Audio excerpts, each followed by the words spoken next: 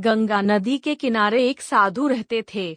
वे न केवल विद्वान थे बल्कि उनके पास जादुई शक्तियां भी थीं। एक दिन वे ध्यान में मगन थे, तभी बाज की चोंच से एक चूहिया छूटकर उनके हाथों में आ गिरी। उसकी छोटी सी पूंछ व काली चमकीली आंखें थीं।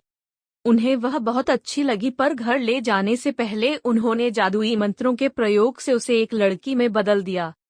वे उस लड़की को घर ले जाकर पत्नी से बोले, तुम हमेशा से संतान चाहती थी ना, तो लो, आज से यही हमारी पुत्री है, इसे पूरी देखभाल व स्नेह से पालो।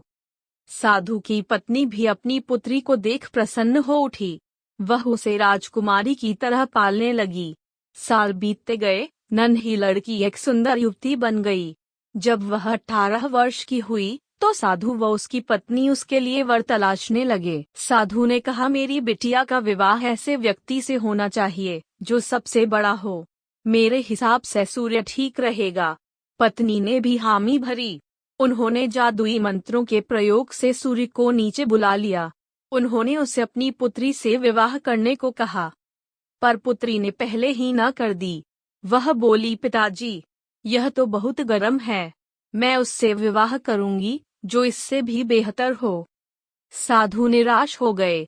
उन्होंने सूर्य से कहा कि वे ही कोई वर सुझाएं।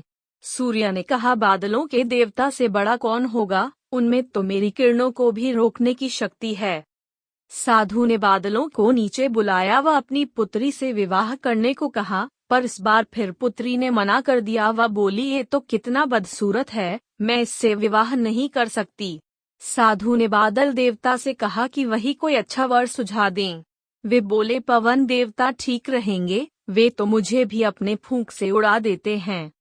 साधु ने पवन देवता को बुलाकर अपनी पुत्री से विवाह करने को कहा।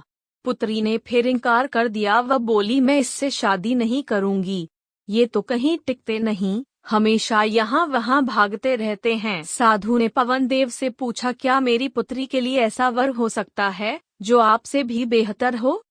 पवन देव ने कहा कि पर्वत देव मजबूत व ऊंचे हैं, वे मेरा भी रास्ता रोक देते हैं। साधु ने पर्वत देवता से कहा कि वह उसकी पुत्री से विवाह कर लें।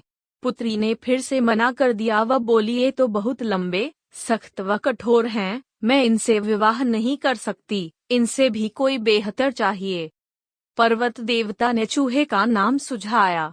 वे बोले, माना मैं काफी सख्त, मजबूत व ऊंचा हूँ, पर चूहे मुझ में भी आसानी से बिल बना सकते हैं। साधु ने चूहे को बुलाया। उसे देखते ही उसकी पुत्री खुशी से उछल पड़ी। हाँ पिताजी, यही तो है वह, मैं जिससे शादी करना चाहती थी। साधु ने सोचा, इसे ही किस्मत कहते हैं। यह एक चूहिया थी और एक चूहे से विवाह करना ही इसके भाग्य में लिखा है। उन्होंने जादुई मंत्रों के प्रभाव से पुत्री को फिर से चूहिया बना दिया। चूहा व चूहिया विवाह करके खुशी खुशी रहने लगे। शिक्षा, कोई भी अपने मूल स्वभाव को नहीं बदल सकता। यह कहानी आपको कैसी लगी? अगर कहानी अच्छी लगी तो कमेंट में जरूर लिखें।